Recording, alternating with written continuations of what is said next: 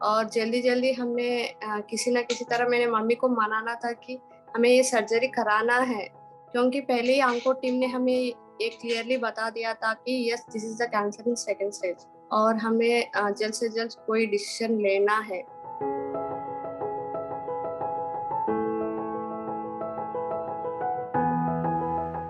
जनवरी में शायद उससे पहले भी मम्मी को थोड़ा चेस्ट में पेन हो रहा था, लेकिन हमने वो लाइटली ले लिया कि ऐसा गैस की वजह से भी हो सकता है बोल के हमने ज्यादा ध्यान नहीं दिया उस बात पर। उसके बाद मेरी बेटी ज्यादातर मेरे पास नहीं रहती, उनके पास ही रहती है।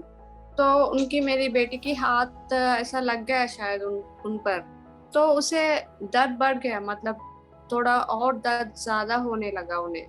तो तब जाके हमने एक हॉस्पिटल विजिट किया और वहाँ हमने एक प्रोसीजर था कि एक डॉक्टर के पास गए, फिर हम दूसरे डॉक्टर के पास गए।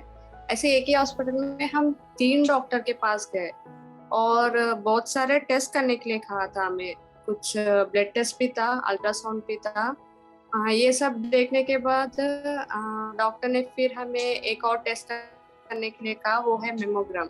उसके बाद कोर बायोप्सी, उसके बाद फाइन बायोप्सी। ये साथ ना एक के बाद एक बोलते जा रहे थे, लेकिन इससे बहुत ज्यादा टाइम शायद टेस्ट की वजह से ही वेस्ट कर रहे थे हम।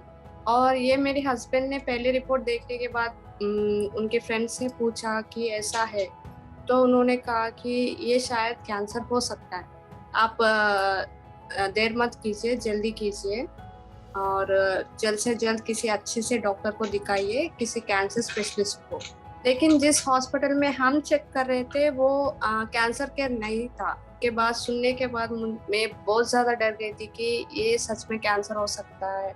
वो एक लैब रिपोर्टर था जिसने मेरे हस्बैंड को ये सारी बातें बताया, लेकिन लैब रिपोर्टर कितना सच बोल रहा है, मतलब क्या सच है क्या नहीं है, मैं बहुत ज्यादा डर गई थी।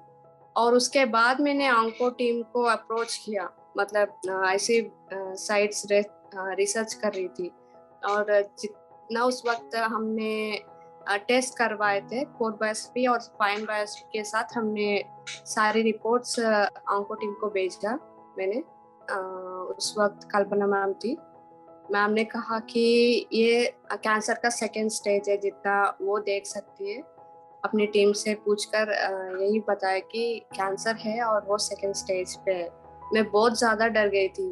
हमने दूसरे हॉस्पिटल चेंज किया।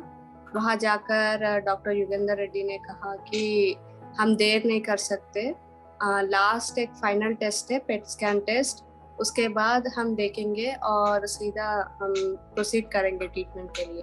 टेस्ट कराया, उसके बाद डॉक्टर ने कहा कि थर्ड स्टेज में है और जल्द से जल्द सर्जरी करना है, ज़्यादा टाइम हम वेस्ट नहीं कर सकते। इतना जल्दी जल्दी हो गया कि फिर से मुझे किसी सेकेंड डॉक्टर का ओपिनियन लेने का टाइम ही नहीं था और मम्मी को मना के हमने किसी ना किसी तरह सर्जरी के लिए मना दिया और सर्जरी हो गई। सब अच्छा था। डॉक्टर ने कहा था कि पूरा ब्रेस्ट निकाल दिया और क्लीन कर दिया और 1 वीक हॉस्पिटल में थी, उसके बाद डिस्चार्ज मिला। डॉक्टर ने कहा कि और भी कुछ टेस्ट करना था जिसकी वजह से कैंसर दोबारा ना आए।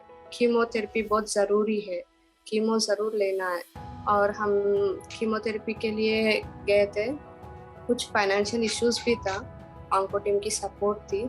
उसके बाद कृतिका मैम आई थी और कृतिका मैम जैसे जैसे बोल रहे थे हम वो फॉलो करते जा रहे थे। एक सेक्शन हुआ कीमो का, मम्मी बिल्कुल ठीक थी। एक के बाद सेकेंड थेरेपी लिया और उसके 2 दिन में ही मम्मी को साइड इफेक्ट्स आना शुरू हुआ, जैसे चक्कर आना, वॉमिटिंग सेंसेशन, बहुत सारा, मतलब ना कुछ खा पा रही थी ना कुछ पी पा रही थी, बहुत ज़्यादा रेस्टलेस हो रही थी, बहुत प्रॉब्लम हो रहा था। हमें भी कुछ समझ में नहीं आ रहा था कि करे तो क्या करे, क्या खिला।